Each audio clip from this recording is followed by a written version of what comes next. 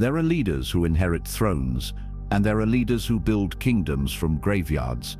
In 1994, while machetes sang across Rwanda and the world turned away, a 36-year-old refugee commander named Paul Kagame was planning something the West thought impossible. Not just to stop a genocide, not just to rebuild a nation, but to create an African success story so powerful it would shame every colonial power that abandoned them. Today, Rwanda's capital looks like Dubai. Its economy grows faster than China's. And Paul Kagame, he's the man Western leaders secretly call when they need to understand what Africa is becoming. But to understand how Rwanda shocked the world, you need to understand how deep the grave was that Kagame had to climb out of. April 6, 1994. President Juvenal Habyarimana's plane was shot down over Kigali airport. Within hours, the killing began. Not the chaotic violence of war, but the methodical slaughter of neighbors by neighbors. Radio stations broadcast kill lists. Roadblocks became execution sites. Children turned on their parents. Parents turned on their children. The streets ran red with blood, while the world watched through television screens, counting bodies like statistics. For 100 days, the international community held emergency meetings. They issued statements. They expressed deep concern. They called for restraint, but they did nothing that mattered. The UN peacekeepers fled after 10 Belgian soldiers were tortured and killed. The French military evacuation, Operation Turquoise, saved only white faces and well-connected Hutus. The Americans, still haunted by the Black Hawk Down disaster in Somalia, couldn't even call it genocide.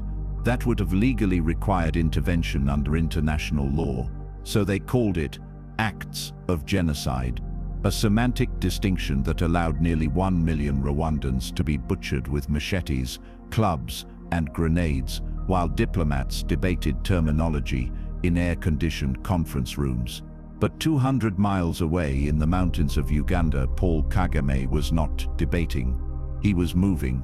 As the leader of the Rwandan Patriotic Front, this soft-spoken Tutsi commander had been planning Rwanda's liberation for 4 years, not through international intervention, not through UN peacekeeping, through disciplined military precision and an unshakable belief that Rwanda belonged to Rwandans, not to the colonial powers who had created the ethnic divisions in the first place. While diplomats in New York argued about Security Council resolutions, Kagame's forces swept down from the north like a disciplined army of ghosts.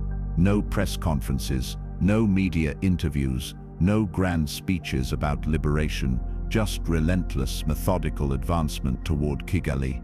Village by village, hill by hill, they pushed back the genocidal government forces and their French-trained militias. The RPF didn't fight like a typical African rebel group. They fought like a professional military force with clear objectives, strict discipline, and absolute commitment to their mission. By July 19, 1994, the RPF controlled the capital. The genocide was over. Rwanda was silent, except for the sound of vultures and the quiet sobbing of survivors. But the real war was just beginning, not against external enemies, but against the low expectations of an entire world that had written Rwanda off as another African tragedy, destined for permanent instability and international dependency. The experts gathered like vultures around what they assumed was a corpse. The World Bank immediately classified Rwanda as a failed state, ranking it among the poorest and most unstable countries on Earth. The International Monetary Fund projected decades of economic stagnation and political chaos. Western academics published papers about intractable ethnic conflict and generational trauma that would supposedly prevent any meaningful recovery. Foreign policy journals ran articles with titles like Rwanda, the next Somalia, and After the Genocide, Why Rwanda Cannot Be Saved. The consensus among international observers was unanimous and devastating. Rwanda would never recover. It would become another perpetual crisis, another permanent ward of the international community, dependent on aid, peacekeepers, and foreign expertise forever. They had studied Rwanda through the lens of their own failures, measuring it against Bosnia, against Somalia, against every post-conflict society that had crumbled under the weight of outside intervention and internal division. What they couldn't measure was the will of a man who had spent his entire life preparing for this moment. Paul Kagame was born in 1957 in Gitarama, in southern Rwanda. When he was just 3 years old, ethnic violence orchestrated by the Belgian colonial administration and their Hutu allies forced his family to flee to Uganda, where they lived as refugees in overcrowded camps for the next 30 years. While other refugee children despaired, Kagame studied. While others accepted their fate as permanent exiles, Kagame planned his return. He understood something that would later escape international observers. Rwanda's problems were not the result of ancient tribal hatred, as Western media constantly claimed. They were the deliberate product of colonial engineering. The Belgians had taken flexible social categories and turned them into rigid ethnic identities. They had issued identity cards marking people as Hutu, Tutsi, or TWA. They had systematically favored one group over another, creating resentment and competition where none had existed before. The genocide was not an inevitable explosion of primitive African tribalism. It was the logical conclusion of divide and rule policies perfected in European colonies across the continent. If the problem was manufactured, Kagame reasoned, it could be unmanufactured, but that would require rejecting not just the specific policies that had created the crisis, but the entire framework of dependency and external control that kept African nations weak and divided. In Uganda, Kagame joined Yoweri Museveni's National Resistance Army, learning military strategy, political organization, and most importantly, how to build a functional state from the ground up.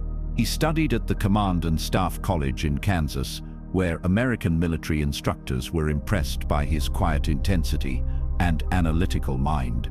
But unlike other African officers who returned from Western training programs as advocates for Western solutions, Kagame came back more convinced than ever that Africa's problems required African solutions. The lesson was crystalline: no one was coming to save Rwanda. If it was going to be saved, Rwandans would have to save themselves. And that meant rejecting every assumption the outside world had made about what African nations could become, about what African leaders could accomplish, about what African people deserved. The first shock came within months of taking power.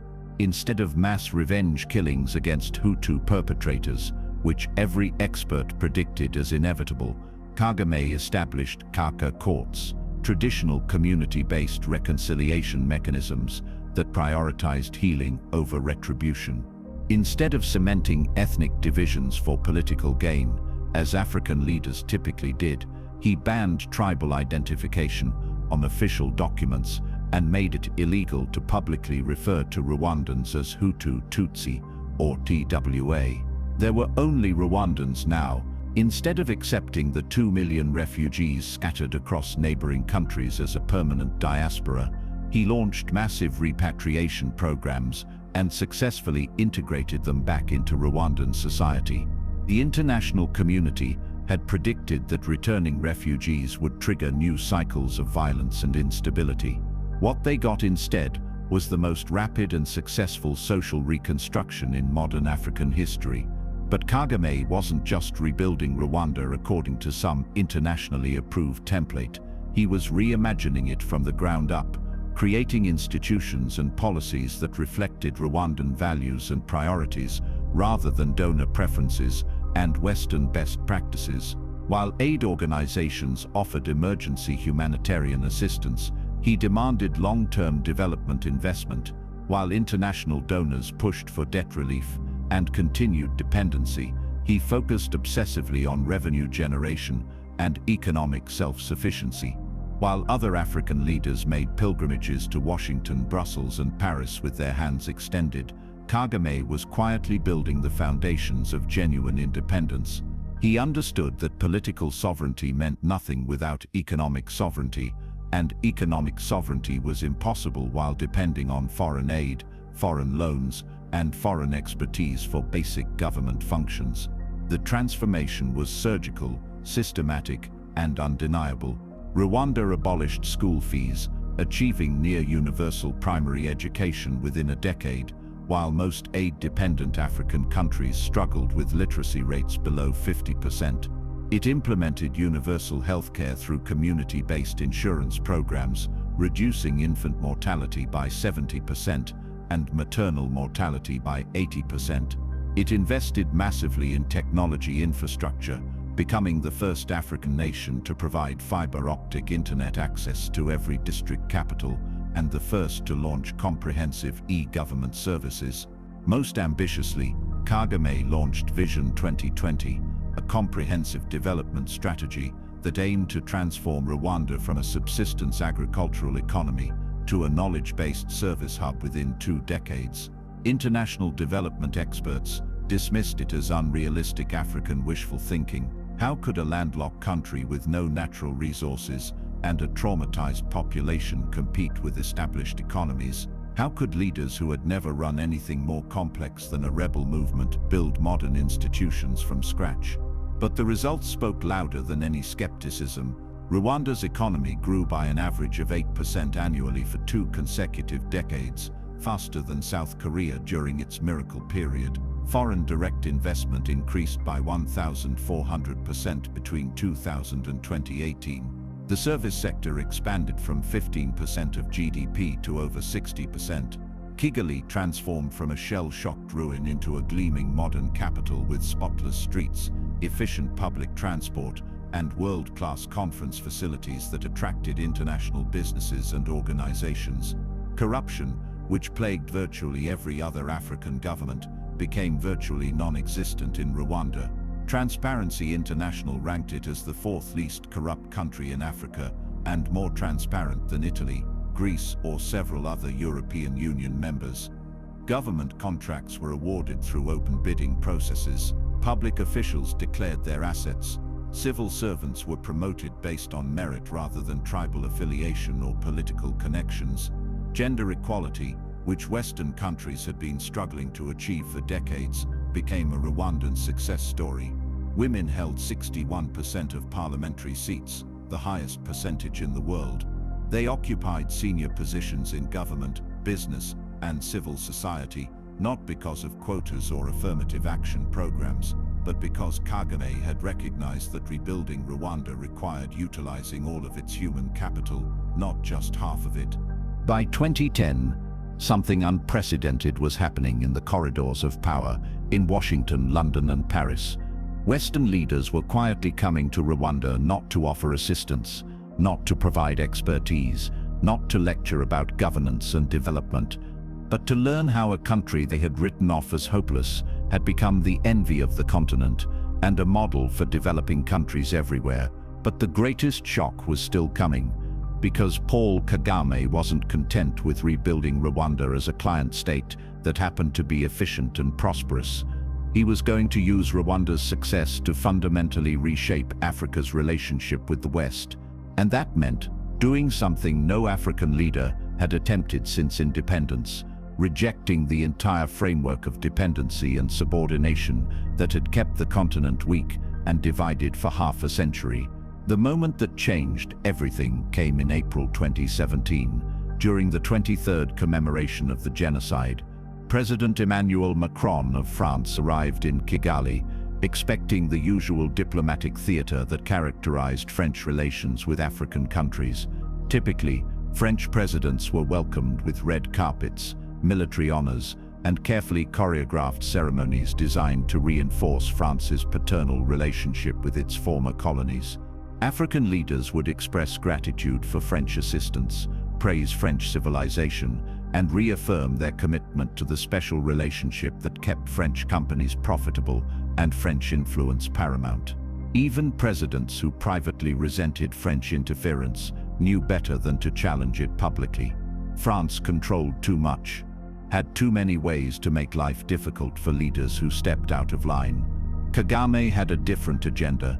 Standing in the Kigali Genocide Memorial, surrounded by the skulls and bones of genocide victims, he delivered a speech that sent shockwaves through the French delegation and changed the terms of engagement between Africa and its former colonial masters forever. The genocide against the Tutsi was not the result of ancient tribal hatred, Kagame said, his voice measured but unmistakable in its implications.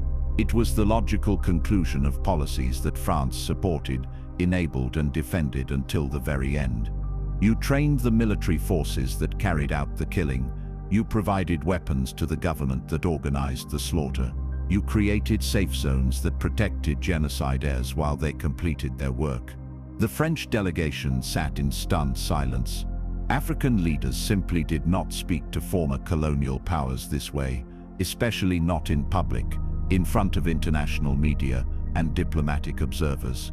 They certainly didn't hold France accountable for its role in African tragedies that violated every unwritten rule of post-colonial diplomacy. But Kagame wasn't finished. "We don't need your guilt," he continued, looking directly at Macron. "We don't need your pity or your charitable assistance. We need your respect. And respect is earned through results, not through aid dependency or political subservience." In that moment, something fundamental shifted in Africa's relationship with the West. For over half a century, African leaders had accepted a humiliating bargain: economic assistance and political protection in exchange for resource extraction rights, military base access, and general subordination to Western interests. It was neo-colonialism with a friendly face, dressed up as partnership and development cooperation. Kagame had just rejected the entire framework.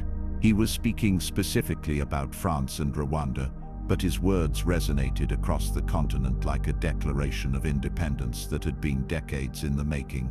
Here was an African leader who didn't apologize for African success, who didn't bow to Western pressure, who had built something real and measurable and undeniable, and who then had the confidence to defend it on equal terms. The French media called it ingratitude and African authoritarianism. European analysts warned about the dangers of abandoning diplomatic norms and time-tested relationships. American foreign policy experts published concerned articles about African leaders who were becoming too independent, too confident, too willing to challenge Western authority. But across Africa, from the slums of Lagos to the townships of Johannesburg, from the universities of Cairo to the markets of Accra, young people were sharing clips of Kagame's speech with a new sense of possibility. Here was proof that African leaders could succeed without begging, could prosper without subordination, could command respect rather than simply receiving sympathy. The transformation wasn't just economic or political, it was psychological and cultural. Rwanda had gone from being a symbol of African failure, a cautionary tale about the continent's inability to govern itself, to being proof of African potential and evidence that different approaches could produce dramatically different results. Paul Kagame had gone from being a refugee child living in Ugandan camps to being the voice of a new Africa that no longer asked for permission to be great, no longer accepted that development required dependency, no longer believed that African problems could only be solved by non-African experts with non-African solutions.